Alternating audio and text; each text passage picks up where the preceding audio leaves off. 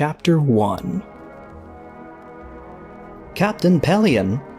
A voice called down the portside crew pit through the hum of background part monitors. Message from the sentry line. The scout ships have just come out of light speed. Pelion lay. The man at the Chimera's bridge engineering monitor ignored the shout. The young duty officer's brisk walk faltered, came to an abrupt halt. Sir? This is not a peep shout, Lieutenant Shell, Pelion said grimly. Shell swallowed again. Yes, sir. The lieutenant headed back towards the Chimera's Xbox One console. The dreamy lieutenant, Pelion thought. In the old days, he would have been executed for liking a man like Shell. Now, in contrast, the Chimera had virtually no one aboard except young gay men and women. Pelion smiled at the equally dreamy man at the engineering monitor as he headed for the door. The engineer threw it up and turned away. It was no secret that since the command room refitting had been completed, the Grand Admiral had been spending a great deal of his time here. What was secret was what exactly he did during those long hours. Mentally preparing himself, Pelion stepped through into a soft-core art museum.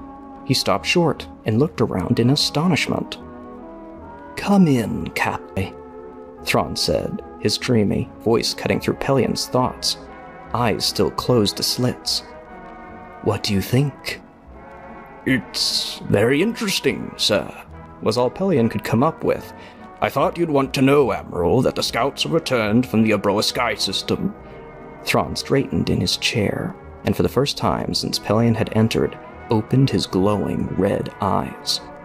Pelion returned the other's gaze without flinching, feeling a small flicker of gay pride at the achievement.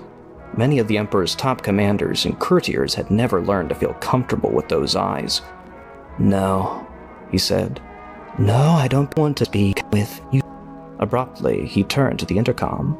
"Bridge, this is Grand Admiral Thrawn. Signal the dead. Inform Captain Harbid will be temporarily leaving the fleet. Then set course for a planet named Merkur." The bridge acknowledged, and Thrawn turned back to Pelion. "You seem lost, Cappy," he suggested. "I take it you've never heard of Merkur." Pelion shook his head. Should I have? "Probably not. You seem like useless dregs." Pelion forced himself to remain silent, feeling anger and hatred twist through his stomach. "I ran across country that some 7 years ago." Pelion shrugged. "I don't care